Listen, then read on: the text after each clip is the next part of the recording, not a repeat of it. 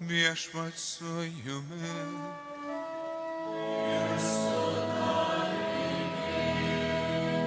Iš Šventosios Evangelijos pagal Joną.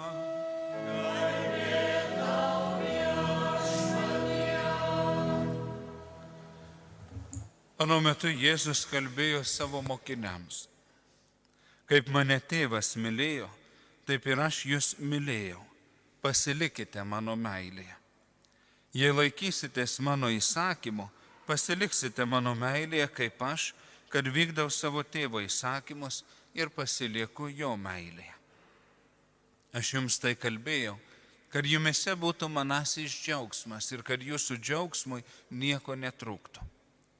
Tai mano įsakymas, kad vienas kitą mylėtumėte, kaip aš jūs mylėjau. Nėra didesnės meilės, kaip gyvybę už draugus atiduoti. Jūs būsite mano draugai, jei darysite, ką jums įsakau. Jau nebevadinu jūsų tarnais, nes tarnas nežino, ką veikia jo šeimininkas. Jūs aš draugais vadinu, nes jums viską paskelbiau, ką buvau iš savo tėvo girdėjęs.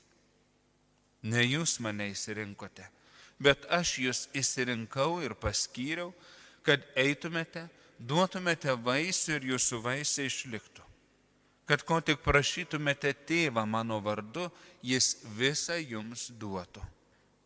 Aš jums tai įsakau, vienam kitą mylėti. Tai Viešpaties žodis.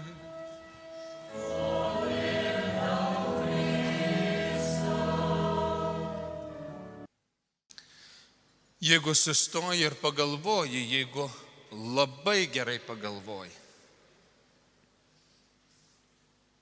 tai mums visiems neišvengiamai ir labai svarbu būti mylimiems ir mylėti. Nieko daugiau. Mums svarbiausia yra būti mylimiems ir mylėti. Ir kažkas yra pasakęs, meilė išgelbės pasaulį. Ar tikrai? Ar tai tiesa, kad meilė išgelbės pasaulį? Taip. Jeigu žinai, kokia. Meilė išgelbės pasaulį, bet ne visa meilė. Yra tam tikra meilės rūšis, kuri vienintelė gelbėja. O visos kitos meilės, aš netrukus papasakosiu, jos padeda, jos netrukdo, bet nebūtinai gelbėja pasaulį. Pirmoji meilės rūšis yra eros meilė, romantinė meilė. Jausmų meilė, emocinė meilė. Nu kaip be jos? Apie ją mūsų filmai, apie ją mūsų dainos, apie ją mūsų romanai. Ojojoj, koks skurdus būtų mūsų menas, kokia skurdi būtų mūsų kultūra, kokia skurdi mūsų būtų aplinka be šitos romantinės, jausminės, erotinės meilės. Berniukas mokykloje, mergaitė mokykloje kažkuriuo metu pradeda suprasti, kad ne šiaip rūpi žmonės aplinkui, bet kažkas pradeda labai rūpėti, knietėti. Kaip aš atrodau, ką apie mane pagalvos, kaip į mane pažiūrėjo arba nepažiūrėjo, pasakė ar nepasakė, ir iš to dramos, depresijos, valgymai, nevalgymai, ko tik tai nėra Viešpatie, kaip sudėtinga su šita eros romantinė meilė. Bet, mielieji, mes žinome, kad jos neužtenka. Net ir labiausiai įsimylėję žmonės vienas kitą, vieną dieną ima ir pradeda smirdėti kojinės. Ir kažkas jas turi išplauti ar įsiplauti. Vieną dieną paaiškėjo, kad jinai 2 valandas puošusis prie veidrodžio, kad viskas atrodytų nepriekaištingai, klausė, kur dabar eisim, į kokią kavinę, į kokį restoraną, į kokį koncertą, kur tu mane nusivesi. Sako, gal jau nebeikim, gal ką nors čia vietoj namuos pasidarykim. O kodėl turėčiau? Kas aš tau, tarnaitė? Neuždirbi? Ir tada supranti, kad romantinė meilė su visu jo žavesiu ir visa kita yra kaip voratinkliai, kaip obelų žiedai. Jie labai laikinas ir trapus dalykas. Ir yra žmonės, kurie iš kitokios meilės nepažįsta ir nesupranta. Ir kai drugeliai nustoja skraidyti, ir kai žiedai nustoja žydėti, ir kai kojinės pradeda smirdėti, sako, tu man nebetinki. Aš dabar kaip bitelė turiu ieškoti kito pumpuro, aš turiu kito žiedo, kito nektaro. Prasideda žmonių, prasideda patirčių, prasideda santykių ir potyrių medžioklė. O iš tiesų tai yra sudaiktinimas žmonių. Jų kūnų pavertimas malonumo įrankio. Kartais netgi preke. Romantinė meilė taip svarbi, taip reikalinga. Ji neša į pasaulį tam tikros emocijos, bet ji negelbėja pasaulio. Vien tik tai likus su romantinė meilė, ji nieko pasauliui neduoda. Reikia antros meilės rūšies, reikia pakilti į antrą meilės kategoriją, į antrą etapą. Graikų kalboje šita meilė vadinasi filija. Tai surišimo meilė, tai rūpesčio meilė, tai giminės meilė, tai šeimos meilė, tai artimųjų meilė. Tai vaikų meilė tėvams, tėvų meilė vaikams, brolių seserims, tai giminės meilė, tai, ką mes vadinam prie karsto čia artimieji, o čia visi kiti. Ir mes žinome, yra labai svarbu tie artimieji, tie šeimos ryšiai, nes ten mes ne tik augame ir dalinamės meilę, bet tuose ryšiuose mes duodami gauname. Mums reikia abipusio rūpesčio. Mums reikia, kad būtų abipusė nauda. Draugą nelaimėje pažinsi. Mums reikia, kad būtų kažkas, kas nelaimėje atliepia, kas nelaimėje padeda. Ir mes daug investuojame save į šeimos narių santykius, į šeimos narių draugų, artimųjų meilę. Bet ji irgi turi ribas. O kai dėl kokių nors priežasčių mūsų mylėjai ir mūsų mylimi artimieji nebegali mums atsakyti tuo pačiu. Jie susirgo, jie įniko į kažkokią priklausomybę, jie prarado kažkokį gebėjimą, jų gyvenime ištiko krizė ir jie sugeba priimti, netgi pareikalauti, bet nebesugeba duoti atgal. O kas, jeigu jų tiesiog nebelieka? Jie iškeliauja. Ir aš visą savo gyvenimą atidavęs dėl savų ir saviems, dėl vaikų ir vaikams, dėl vyro, dėl žmonos, lieku viena. Labai svarbi filija meilė.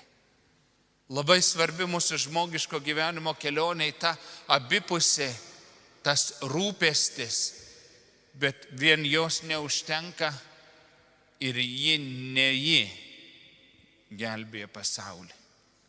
Ji padeda pasaulyje lengviau keliauti, ji padeda pasaulyje sujungti resursus, tinkamiau juos panaudoti, bet ji negelbėja pasaulio, jinai daugiausiai gelbėja mane.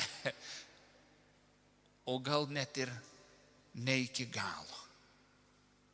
Nes ateina laikas, kai dėl kažkokių priežasčių, kai nekuriuose šeimose vaikai nesugeba pasirūpinti savo tėvais. Sutuoktiniai yra tiek nutolę vienas nuo kito, kad nebesišneka, nebesusišneka. Jis arba ji įnyko į kažkokią priklausomybę, kur yra tik vargas, kur džiaugsmo jau nebėra, romantikos senai nebėra. Ir kai susiduriam su šitos filija meilės ribotumu, kai susiduriam su nebegebėjimu ne tik duoti joje, bet ir gauti, ką šiandien esame kviečiami medijos ir visų influencerių daryti. Palik, įsiskirk, išeik, išmesk. Nes džiaugsme tai, bet varge. Kodėl tu turėtum aukotis, kodėl tu turėtum tarnauti? Nebeišeina, eina toli. Ir tada ieško kito ryšio, kur galimai kitą šeimą. Ir ten vėl bandyk gauti abipusę naudą.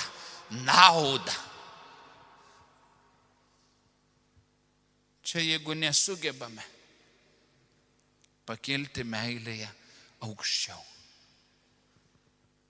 joje ir liekam tik filija.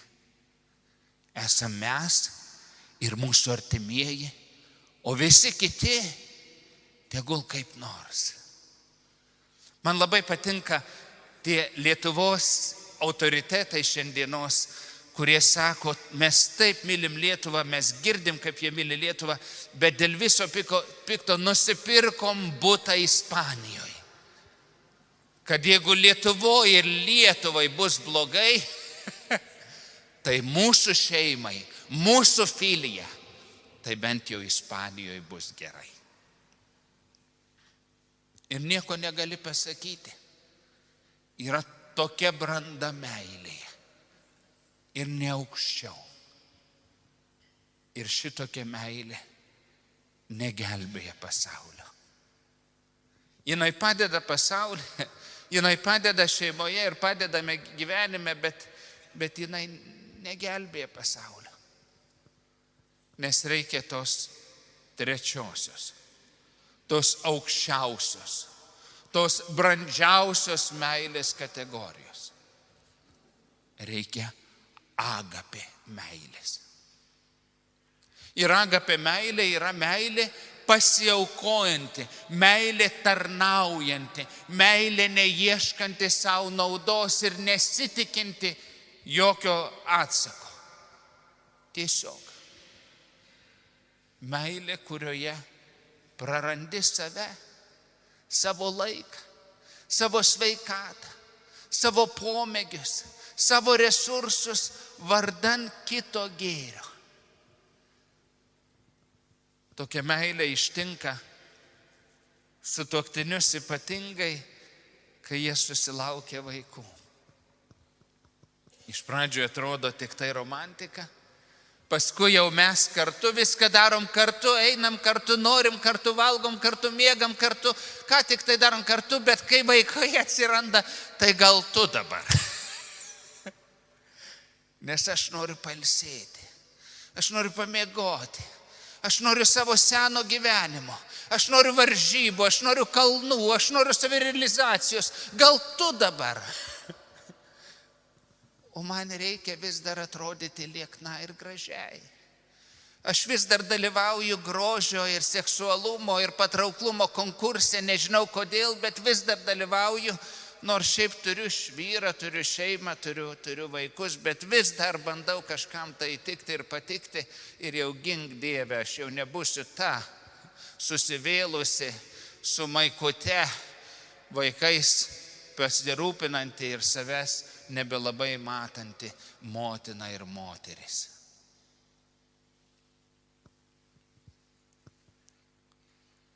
Jeigu nepereiname į agapę, į pasiaukojančią ir tarnaujančią meilę.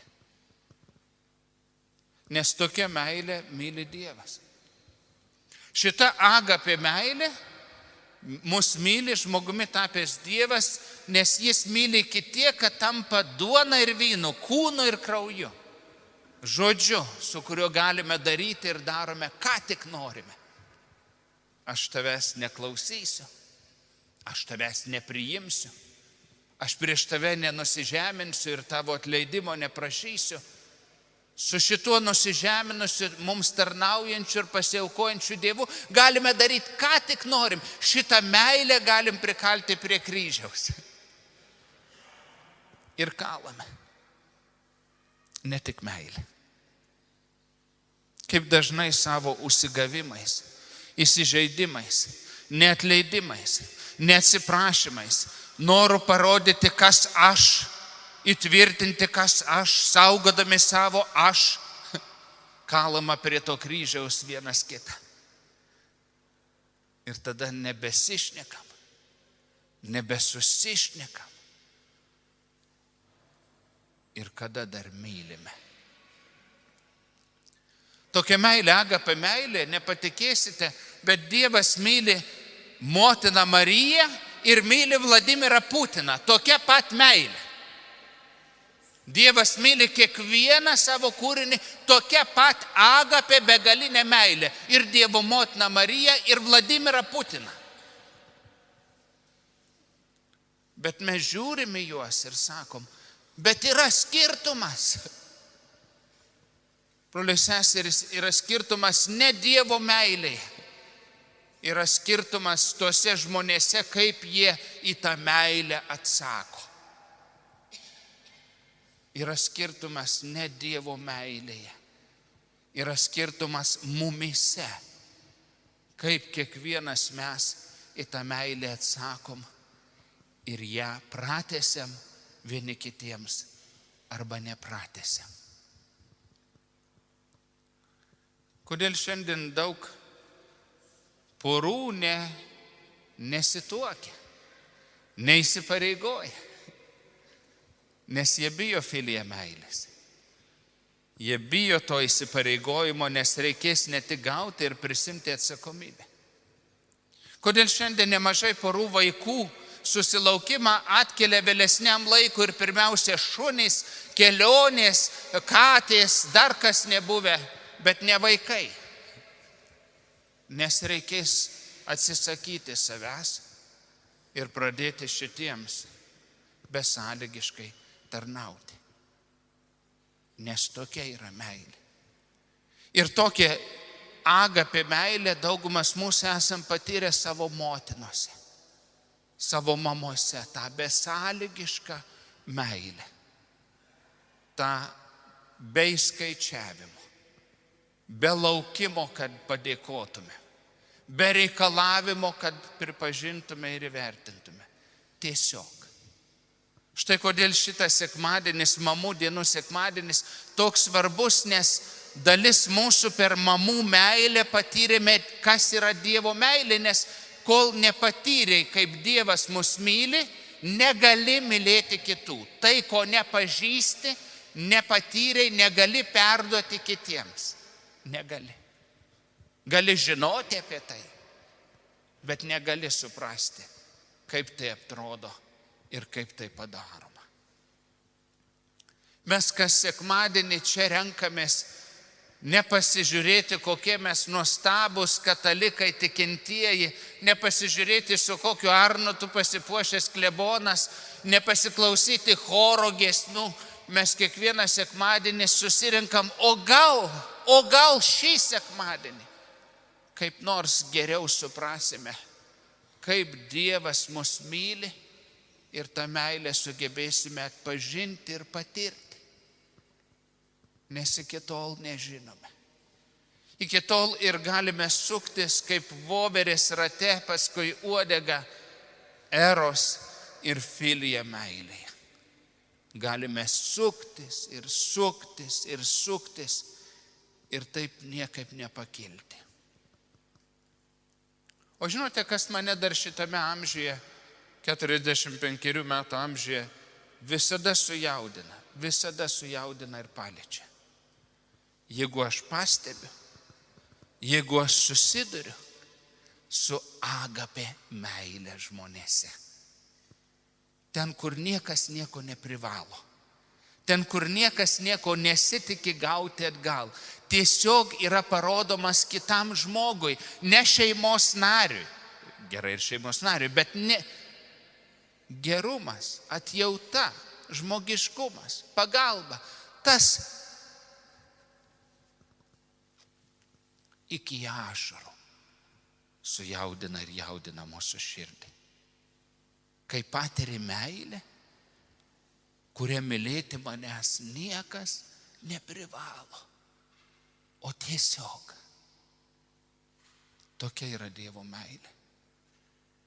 Tokia meilė gelbėja ir išgelbės pasaulį. Ir mes norime augti joje.